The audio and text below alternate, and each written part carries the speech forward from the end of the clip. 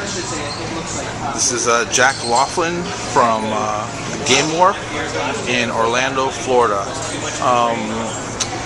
Jack, tell me about, I guess, your background in video games. Okay, well, I mean, I grew up in the 80s, so I've been playing video games since the very, very early 80s, in arcades and, of course, at home with the Atari 2600 and that sort of thing. So, I mean, that's just kind of where my love affair of the game started. I got into arcade collecting in the 90s, and I've just kind of been doing, everything since. Okay.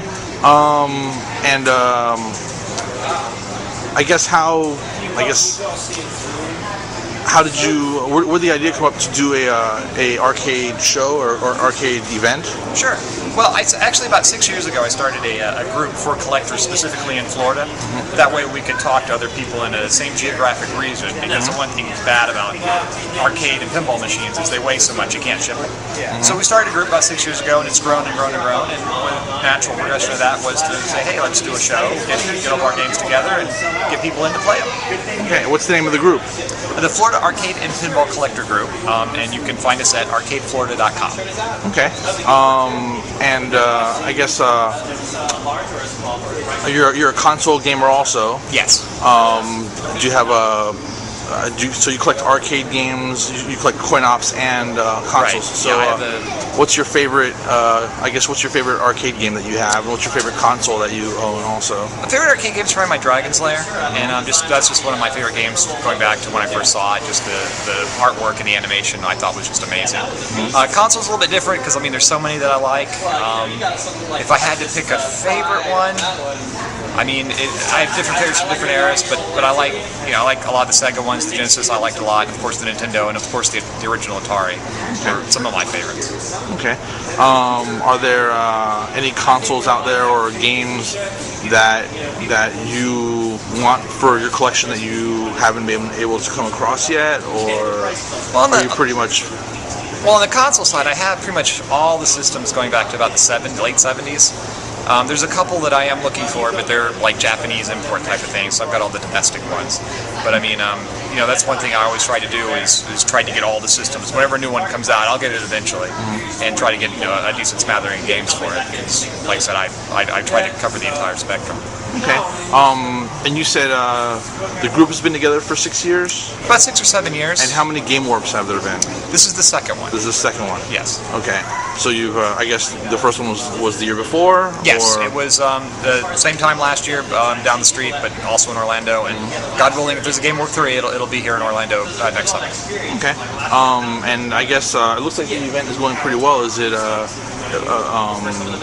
it the same as last year, or is it more or more absolutely. people? We've grown considerably. I would say our attendance has probably doubled from last year. So, which is what we expected. These type of shows are just kind of hard to put on because you have to kind of get the word out and it kind of builds. Right. But we're extremely happy with the turnout this year. So we just hope to keep it growing and growing. So I'd love to expand it. My ultimate goal is to turn this into something really big for the Southeast. For gaming and across the board gaming, pinball, and consoles. And do you know are there other events like this out?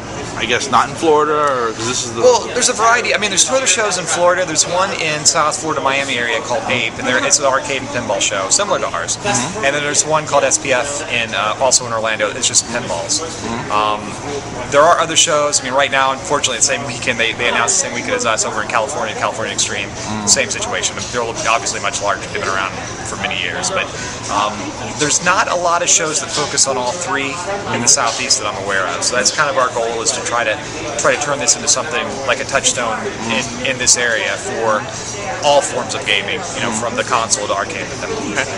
I know that every now and then at the Central Florida Fairgrounds they have arcade auctions or arcade. Are you guys part of that also? Well, we go. We're not necessarily a part of it, but the amusement auctions have been going on for years, and that's been a source of getting games for quite a while. They've declined a lot. There are hardly any games there anymore, and they're very. They'll only give you a 2-week notice on the show on an auction, so it's kind of haphazard. But yeah, we still go.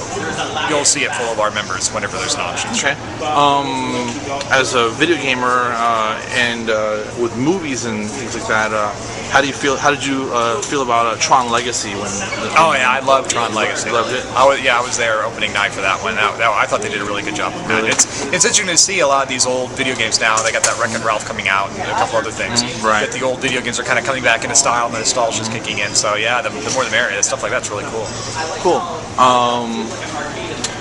I think that's pretty much about come to the end of the interview.